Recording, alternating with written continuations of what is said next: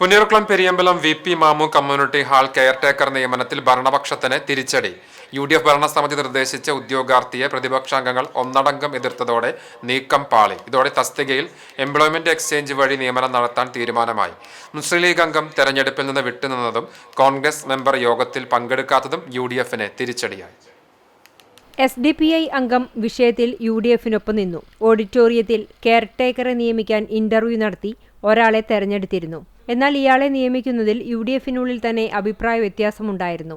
ഇക്കാര്യത്തിൽ ഘടകകക്ഷികളോട് കൂടിയാലോചന നടത്തിയിരുന്നില്ല എന്നാണ് ആക്ഷേപം. പഞ്ചായത്ത് ഭരണസമിതിയെയോ പ്രസിഡന്റിനെയോ പരിഗണിക്കാതെ പല കാര്യങ്ങളിലും കോൺഗ്രസ് നേതൃത്വം നേരിട്ട് ഇടപെടുന്നതിൽ മുസ്ലിം ലീഗിനും ചില കോൺഗ്രസ് മെമ്പർമാർക്കും അതൃപ്തി ഉണ്ടായിരുന്നു. യഥാർത്ഥ കർഷകരെ അവഗണിച്ച് സഹകരണ ബാങ്ക് ഡയറക്ടർക്കും സെക്രട്ടറിക്കും കർഷക അവാർഡ് നൽകിയതിലും പരക്കെ ആക്ഷേപം ഉണ്ടായിരുന്നു. ഇതിനെതിരെ LDFലും പ്രതിഷേധം ഉയർന്നിരുന്നു.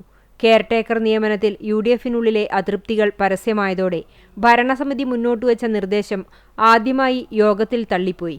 പുതിയ ഭരണസമിതി പുന്നയൂർക്കുളം പഞ്ചായത്തിൽ വന്നതു മുതൽ കെയർടേക്കറായി നിയമിച്ച ആളെ നിലനിർത്തുവാനാണ് കോൺഗ്രസുകാർ പരിശ്രമിച്ചിരുന്നത്. ഇതാണിവിടെ പാളിയത്. കോൺഗ്രസ് നിർദ്ദേശിച്ച ആളെ പിന്തുണയ്ക്കാൻ BJPയുമായി രഹസ്യ ചർച്ച നടത്തിയെങ്കിലും ഫലിച്ചില്ല. 21 മെമ്പർമാരിൽ UDFന് 9 അംഗങ്ങളാണുള്ളത്. ഇതിൽ ഒരാൾ വന്നില്ല. മറ്റൊരാൾ വോട്ടെടുപ്പിൽ നിഷ്പക്ഷത പാലിച്ചു. LDFലെ 7-ൽ 6 പേരും BJPയുടെ 4 പേരും SDPI അംഗവും യോഗത്തിൽ പങ്കെടുത്തു.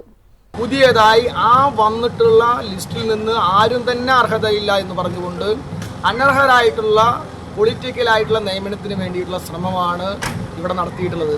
ലീഗിൻ്റെ മെമ്പർ ഈ യോഗത്തിൽ നിന്ന് ഇതിൽ പ്രതിഷേധം രേഖപ്പെടുത്തിക്കൊണ്ട് ഇറങ്ങിപ്പോകുന്ന സ്ഥിതി, SDPയുടെ മെമ്പർ UDFന് അനുകൂലമായി വോട്ട് ചെയ്യുന്ന സ്ഥിതി, ഇടതുപക്ഷ അംഗങ്ങളുടെ കൃത്യമായിട്ടുള്ള ഇടപെടലും ഇച്ഛാശക്തിയുമാണ് ആ നിയമനം ക്യാൻസൽ ചെയ്യാനും പഞ്ചായത്ത് സെക്രട്ടറി ആവശ്യപ്പെട്ട പ്രകാരം എംപ്ലോയ്മെന്റ് എക്സ്ചേഞ്ച് വഴി നിയമനം നടത്താനും വേണ്ടി സ്വീകരിച്ചിട്ടുള്ളത്.